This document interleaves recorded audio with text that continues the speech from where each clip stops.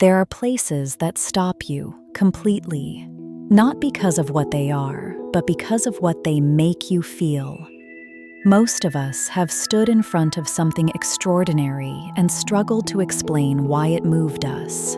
It wasn't the price, it wasn't the size. It was something invisible. Something the architecture was whispering directly to the deepest part of us. This concept explores that invisible language. It asks a question that architects have been trying to answer for thousands of years. What would happen if a palace were designed not to impress, but to transform? What would change if every surface, every proportion, every dome, every garden existed not as a demonstration of power, but as an invitation to feel something rare? Something almost forgotten in the modern world. The experience of wonder. Now consider this. For most of human history, the most powerful object a person could own was not a building. It was not land. It was not an army. It was a stone. A small, translucent, impossibly colored stone, held up to the light, and suddenly the entire world disappeared. Sapphires have been carried by kings and high priests, by emperors and explorers, by lovers and poets, across every civilization that has ever left a record of itself. The ancient Persians believed the earth itself rested on a giant sapphire, and that the blue of the sky was nothing more than its reflection. Medieval European clergy wore sapphires on their rings because they believed the stone could only retain its color in the hands of the pure. Ancient Sri Lanka, still the world's greatest source of sapphires, called them the tears of the gods. And for centuries, the only people who could afford to wear them were those who could also afford to raise armies, build cathedrals, and reshape continents. There is something in the sapphire that has never belonged to the ordinary world. And that is precisely why this architectural vision begins with one. Imagine arriving at dusk. The sky is dissolving between deep violet and the last warmth of gold. Fountains rise from a reflecting pool that seems to have no edges, their arcs catching the fading light before falling back into stillness. Around them, crystal chandeliers stand outdoors among blossoming trees, as though someone refused to believe that beauty belongs only inside. But look upward, because that is where this design reveals its true ambition. Rising above everything else, above the organic white curves of the palace walls, above the minarets and the gardens and the water, are domes of pure faceted crystal, blue and violet and emerald, cut at precise angles that multiply every available photon of light and return it transformed. These are not decorative domes. They are not simply beautiful. They are an argument that architecture and jewelry have always been the same pursuit, pursued at different scales. Think about what a jeweler actually does. They take a raw stone, impenetrable, opaque, unremarkable, and through weeks of patient cutting and polishing, they release something that was always hidden inside it. They don't create the light. They create the conditions for light to reveal itself. That is exactly what these crystal domes do. Each faceted panel captures light from a different angle. As the sun moves, as the moon rises, as clouds shift across the sky, the domes change color. They are never the same twice. They are not a fixed object. They are a performance. And that performance has a lineage stretching back further than most people realize. The great stained glass windows of the Gothic cathedrals of Europe were not simply decoration. They were theology expressed in light. The architects of Chartres and Notre Dame and Sainte-Chapelle understood something that scientists would later confirm. that colored light changes how we perceive a space more fundamentally than any other single element. It changes scale, it changes temperature, it changes time. When blue light falls across a white stone floor, the room no longer feels like a room. It feels like a place outside ordinary experience. The builders of those cathedrals called this effect the lux nova, the new light, the light that did not exist in nature but was created by the hand of the artist. This architectural concept inherits that tradition directly, but carries it somewhere entirely new. Because while the Gothic masters worked with flat sheets of painted glass, this vision works with three-dimensional crystal, with geometry, with the same mathematical precision that a gemstone cutter applies to a 100-carat sapphire. The result is not a window. It is not a dome in any traditional sense. It is a lens, one that continuously rewrites the light of the sky into something no human eye has ever seen before. Step inside now. The grand hall opens before you, and before you notice the scale, before you register the twin marble staircases sweeping upward from both sides, before any of that, you will notice the color. Deep sapphire blue runs through every surface like a river through white stone. The velvet of the furniture, the carpet on the stairs, the curtains framing the arched passages beyond, and above, through the stained glass dome overhead, the light itself has turned blue. This is not decoration. This is a design decision rooted in thousands of years of color psychology, royal tradition, and artistic intention. Blue is the rarest color in nature. Before synthetic dyes existed, true blue pigment was one of the most expensive substances on Earth. The pigment known as ultramarine, used by Renaissance masters, including Michelangelo and Vermeer, was extracted from lapis lazuli, a stone mined almost exclusively in the mountains of what is now Afghanistan. A single ounce of ultramarine cost more than an equivalent weight of gold. This is why, in paintings of the medieval and Renaissance periods, only the most sacred figures wore blue. The Virgin Mary, the highest angels, the kings closest to the divine. Blue was the color of the unreachable. It was the color of the sky, of deep water, of distant mountains, of everything beautiful that human beings could see but never quite touch. To surround yourself with blue, historically, was to surround yourself with that which was beyond ordinary reach. And this palace understands that completely. Now look at the staircase. The twin curved marble stairs, ascending symmetrically from both sides of the central hall, are one of the oldest theatrical gestures in all of architecture. But here they carry something additional. The blue velvet runner on each step, bordered in gold, transforms the act of climbing into something closer to a ceremony.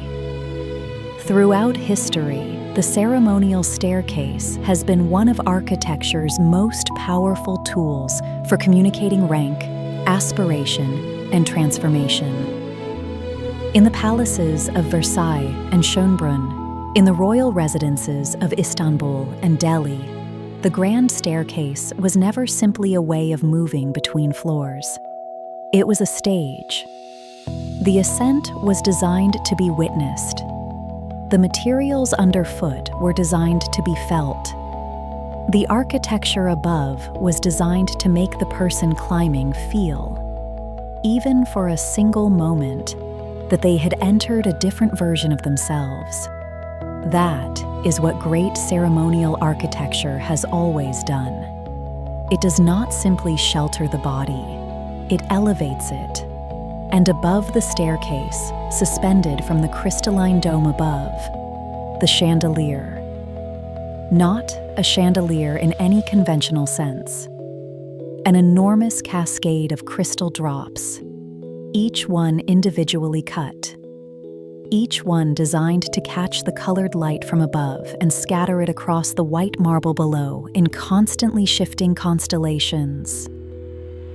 Here is something most people never consider: the relationship between the chandelier and the crown. Both were invented to hold light above the heads of those who mattered most. Both were constructed from the most precious materials available. Both were designed to be impossible to ignore. The chandelier is, in its deepest architectural identity, a crown worn by the room itself, and in a palace designed around the idea of the gemstone made monumental. A chandelier of this scale and precision is not an accessory. It is the thesis. There is a moment in every extraordinary interior when you stop moving, not because there is nothing left to see, but because there is suddenly too much. Every surface is asking for your attention.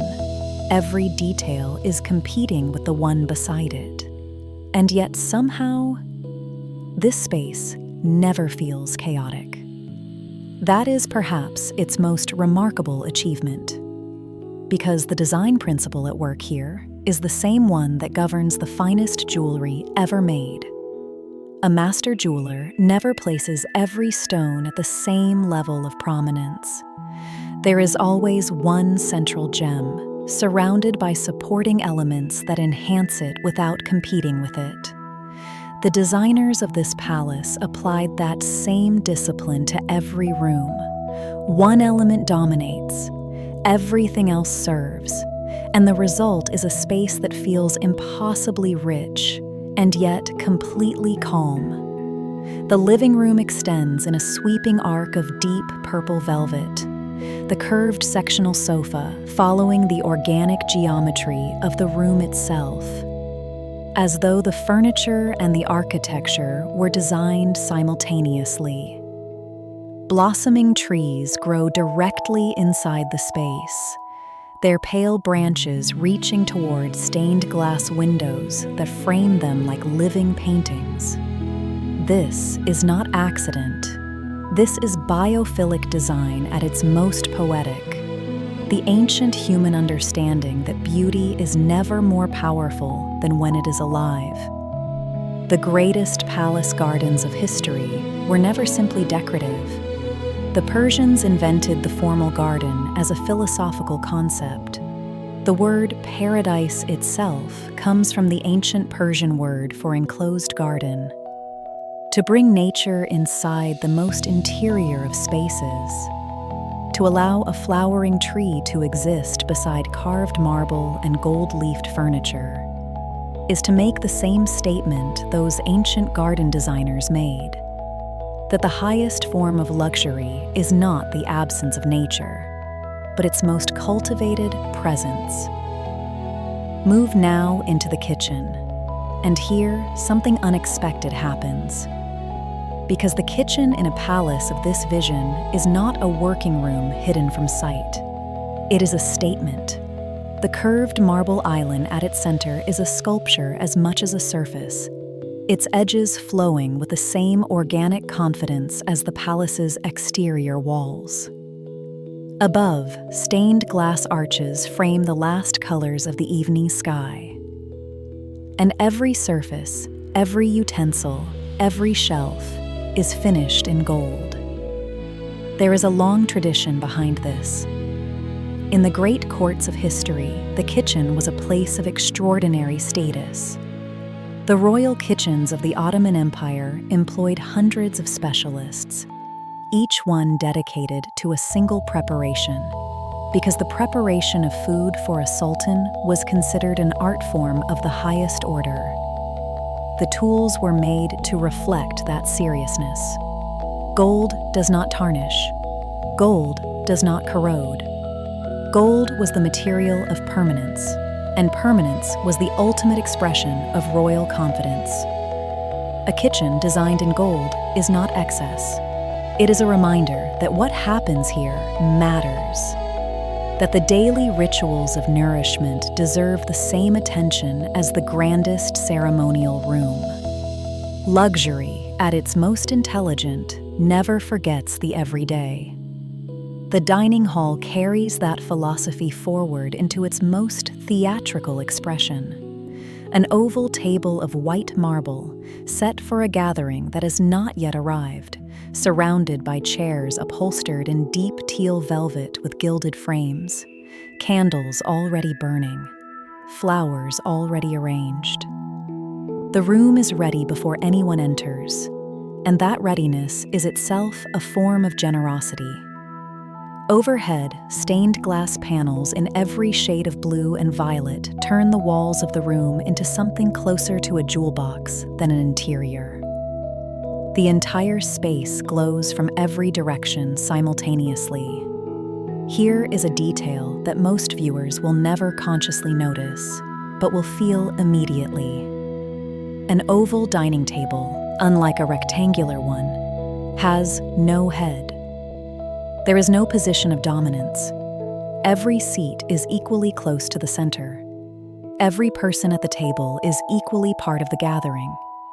The oval is the shape of inclusion, and in a palace this grand, that choice is quietly radical. The most powerful rooms in history have sometimes been the ones that quietly removed hierarchy from the table. Now, the study.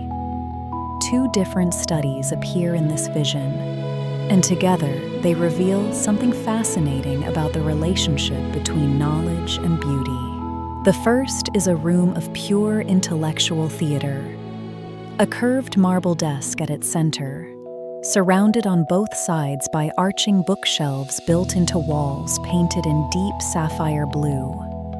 Crystal vases catch the light from a stained glass window behind the desk.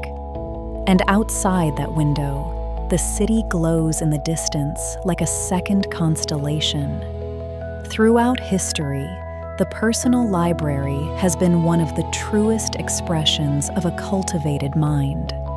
The great scholars of the Islamic Golden Age built their libraries as sanctuaries, rooms where the pursuit of knowledge was treated with the same reverence as prayer. A mind surrounded by beauty thinks differently, not more efficiently, but more expansively. The second study is smaller, more intimate, a private room in deep midnight blue, where a single marble desk waits beneath a stained glass window and a gold quill rests beside a crystal inkwell. This is not a room for working. This is a room for thinking. And the best palace architects have always known the difference. The bedroom opens next, and here the language of gemstones reaches its most personal expression. The bed itself is a piece of sculpture. Its headboard, upholstered in deep royal blue velvet with gold Art Nouveau detailing, rises in the shape of an unfolding flower, or perhaps a crown, or perhaps both simultaneously. Behind it, the stained glass window dominates the entire wall, its blues and violets and pinks dissolving the boundary between the room and the sky beyond. The room has been designed to release the day completely, because the deepest function of a bedroom, even in a palace, even surrounded by extraordinary beauty, is surrender. The surrender of control. The return to the most private version of yourself. The spa carries this idea to its most elemental conclusion. Beneath a stained glass dome of pure blue and violet, an indoor pool of extraordinary stillness waits. Gothic arches frame the space. Gold filigree screens filter the light into intricate patterns across the water's surface. The ancient Romans understood water as architecture's most powerful partner. Their thermal baths were not simply places to wash, but places to transition between the public self and the private one.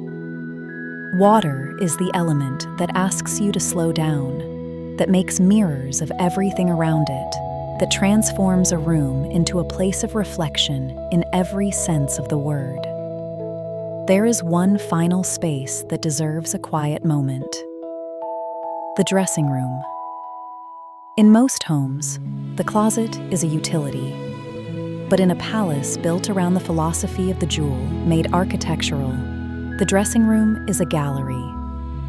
Gowns in deep blue and violet and emerald hang like paintings in a museum, each one displayed with the same care and intention as the architecture surrounding it. Because clothing, at its highest level, is architecture for the body. Both shape space, both communicate identity. And when the clothing and the architecture share the same design language, the result is not a room full of dresses. It is a conversation between two forms of the same art. Step outside now, for the last time. The garden at night is something different entirely. Under a sky thick with stars, the fountains continue their patient choreography. Water rises and falls in the silence. The marble paths curve through beds of flowering trees, their blossoms silver in the starlight. The palace behind you glows from within, its crystal domes alive with color, reflecting back a sky that seems to have been designed specifically for this building. Humanity has always been captivated by precious stones because they do something no other material can. They take the light of the world and make it visible in a completely new way. They don't create anything, they reveal. And that, perhaps, is the most honest description of what the finest architecture has always done. Not create beauty from nothing, but reveal the beauty that was always waiting, in light, in stone, in water, in the human longing for places that remind us what it feels like to be somewhere extraordinary.